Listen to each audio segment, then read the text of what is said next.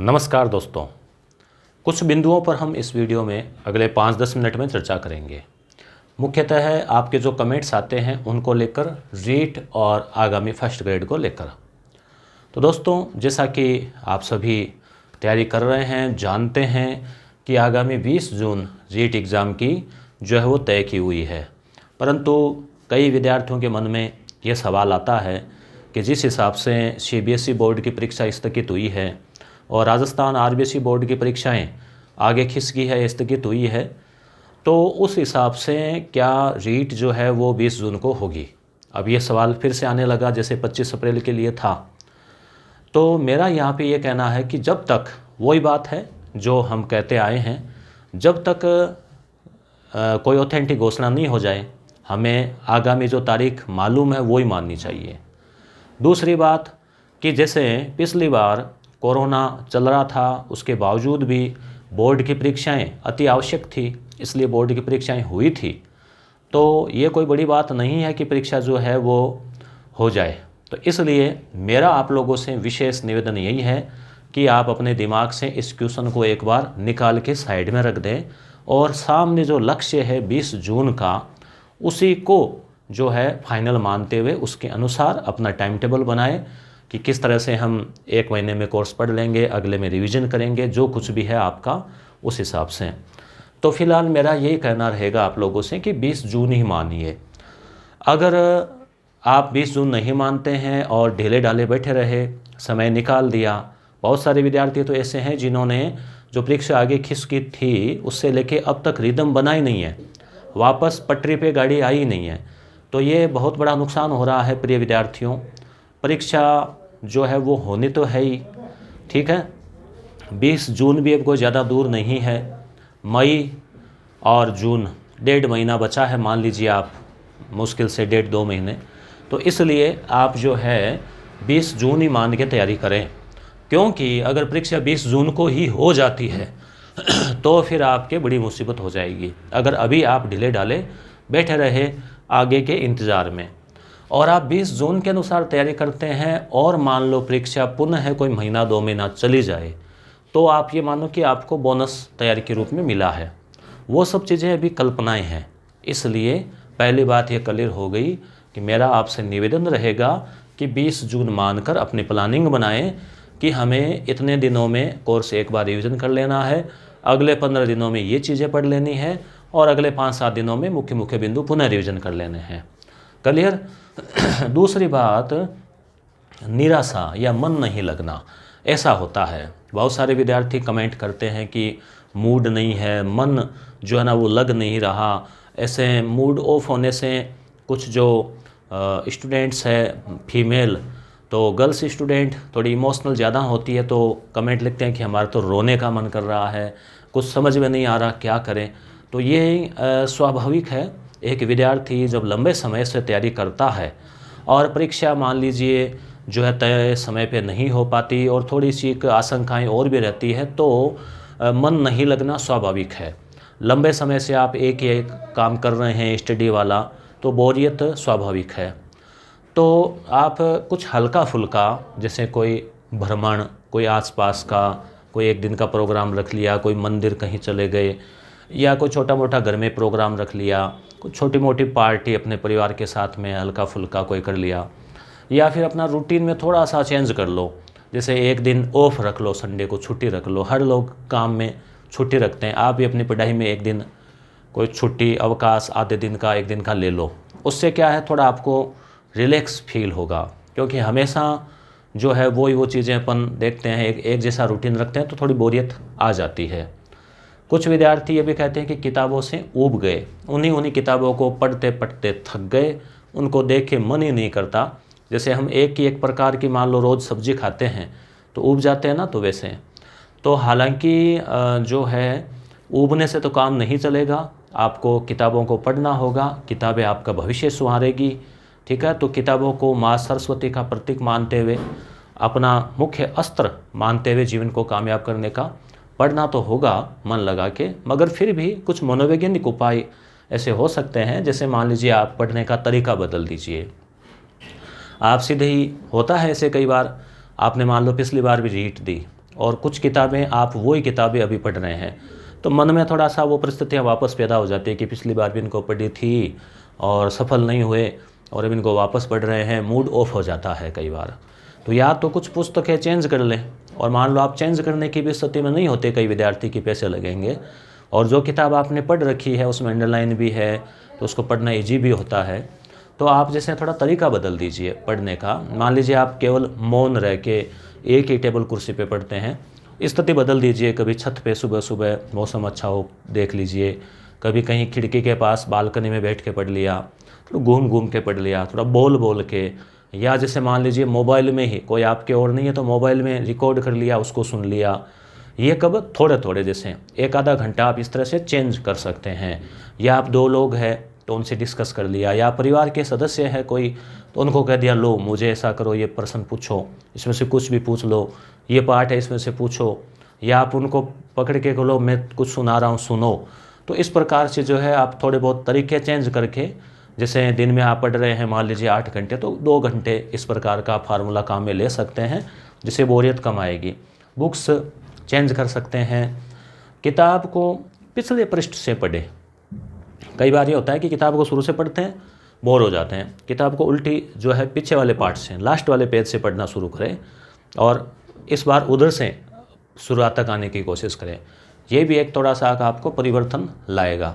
तो आप हल्के फुल्के परिवर्तन जो है वो करें, और अपने तैयारी को देखो, गति तो रखनी है। पूरे दिन आपने ऐसे ही निकाल दिया ना 5-4 दिन बिना पढ़े, तो अभ्यास छूट जाता है, आदत छूट जाती है। कोई सा भी काम हो, आदतें होती हैं। फिजिकली चाहे मेहनत का काम हो, मेहनत मजदूरी का हो, ठीक है, चाहे अपने पढ़ने का हो, चाहे पढ़ाने का हो, चाहे लिखने का हो। लिखने का अभ्यास छूट जाए तो आप देखो एक पन्ना भी भर के आपको बड़ा ऐसे बोरिंग लगेगा, जैसे कोई पहाड़ है ना, कह दिया कि ये 5 पेज लिखो। और जब आप MA वगैरह कर रहे थे तो 50-50 पेज भर के आते थे, क्यों? क्योंकि अभ्यास चल रहा था। तो इसलिए अभ्यास से अपना मस्तिष्क और बॉडी दोनों उसके अनुसार ढलते हैं। इसलिए आप जो है पढ़ाई जारी रखें, दिन में चाहे कम ही पढ़ पाए मगर कंटिन्यूटी रखने का प्रयास करें।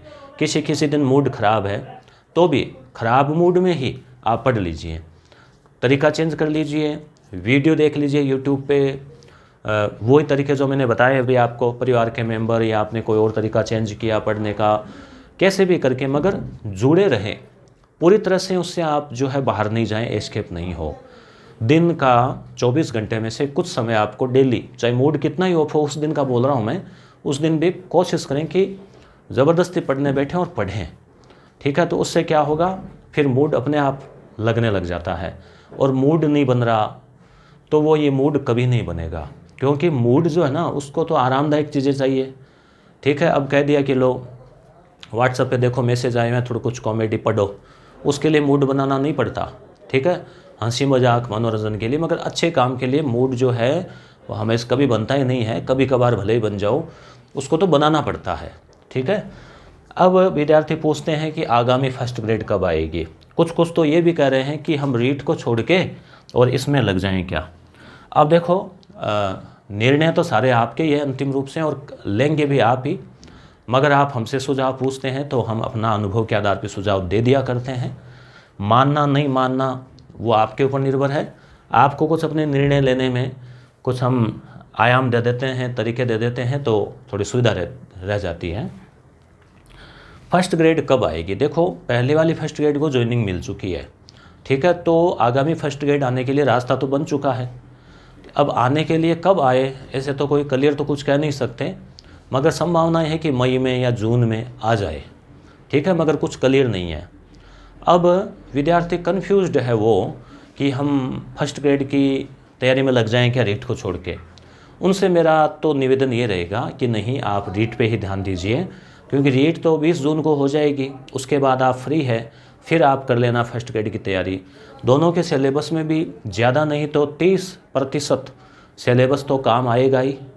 फर्स्ट ग्रेड स्कूल व्याख्याता के पहले पेपर में रीट में जो पढ़ी हुई सामग्री है वो आपके शिक्षा मनोविज्ञान या SST, हिंदी, अंग्रेजी, कोई भाषा इत्यादि जो है वो कुछ तो काम आएगा। विज्ञान, गणित 30% मैटर तो काम आ ही जाएगा। इसलिए 20 जून के बाद, मान लीजिए 20 जून को अपन फाइनल मान के चले हैं, तो 20 जून के बाद आप पूरी तरह से फ्री हो जाओगे। और अभी आप रीट को छोड़ के फर्स्ट ग्रेड में लग गए तो आपके मन में कभी कभी तो आए कि हमें गलत तो नहीं कर रहा हूँ, कल को रीट हो गई और फर्स्ट ग्रेड मान लो एग्ज़ाम 6 महीने ही नहीं हुआ, क्योंकि फ़िलहाल तो भर्ती ही नहीं आई हुई, भर्ती आएगी, फॉर्म भरे जाएंगे, फिर एग्ज़ाम डेट आएगी, ठीक है। और एग्ज़ाम डेट आती है तो भी आप जानते हैं कि वो भी कोई फिक्स नहीं है, आगे भी खिसक जाती है। तो इसलिए आप रीट देने के बाद में पूरी तरह से फ्री हो जाएंगे मानसिक रूप से और एकाग्र होकर फर्स्ट ग्रेड कर सकेंगे। मगर अभी आप जो है वहाँ उलझे तो आपके मन में 50% तो ध्यान आपका रीट की तरफ रहेगा। और कोई भी नौकरी, एक बेरोज़गार के लिए कोई नौकरी छोटी बड़ी नहीं होती।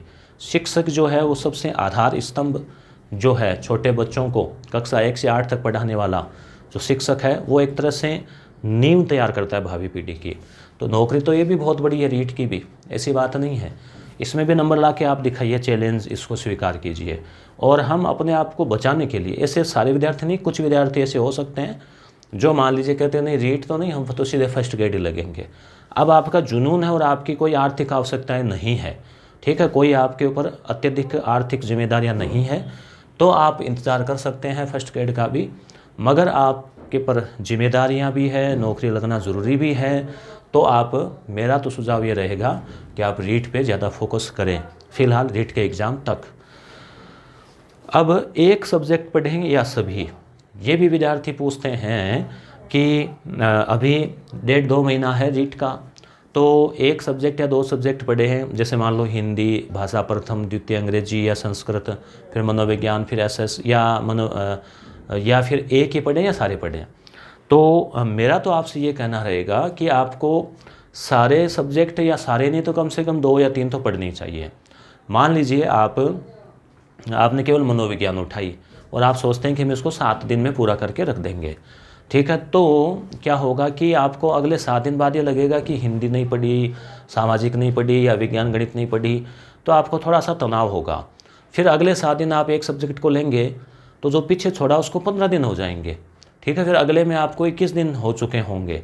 इसलिए मेरा ये कहना है कि आप या तो सारे सब्जेक्ट, सारे का मतलब जैसे आपके 2 तो भाषाएं हो गई, एक मनोविज्ञान हो गई, ठीक है, 3, और फिर एक हो गई सामाजिक 4, और विज्ञान गणित वालों के लिए एक विज्ञान और एक गणित 5 हो गए। तो 5 साथ नए चल सकते तो कम से कम 3 को तो साथ लेके चलो। तो उससे क्या होगा कि आपके भी कॉन्फिडेंस रहेगा, और कॉन्फिडेंस तो अपनी जगह है, सब्जेक्ट का रिवीजन भी तो हो रहा है ना बराबर, और एक बोरियत भी नहीं आती। पूरे दिन आप एक एक सब्जेक्ट पढ़ेंगे तो आप उतना गेन नहीं कर पाएंगे, आपकी जो वास्तविक उपलब्धि है वो उतनी नहीं हो पाएगी। पूरा दिन निकल जाएगा, आप शाम को मूल्यांकन करना कि आपने कितना पढ़ा। तो इसलिए मेरा ये कहना है, अगर आपने मेरे से पूछा है तो आप कम से कम 3 सब्जेक्ट 4 सब्जेक्ट साथ लेके चलें। अगर हो सके तो 5 का 2-2 घंटे का, जो सब्जेक्ट अच्छा है उसको 1 घंटा, जो अच्छा कम है या जिसको ज़्यादा पढ़ना है उसको 2 घंटे, इस प्रकार से। या मान लो मॉर्निंग, दोपहर, शाम, ऐसे 3 पार्ट भी बना सकते हैं। तो कोई भी तरीके से अपने प्रकृति, अपने स्वभाव, अपने घर की व्यवस्था, आपकी दिनचर्या, उसके अनुसार आप अपना एक इजी टाइम टेबल बना के और जो है आप शेड्यूल कर सकते हैं अपना सिस्टम सारा। तो यही कुछ बातें थी कि जो है ये आपको, आपके कुछ कमेंट्स आ रहे थे, तो आपको अपनी तैयारी में जुटे रहना है और कर्तव्य पथ पर आगे बढ़ते रहना है। धन्यवाद।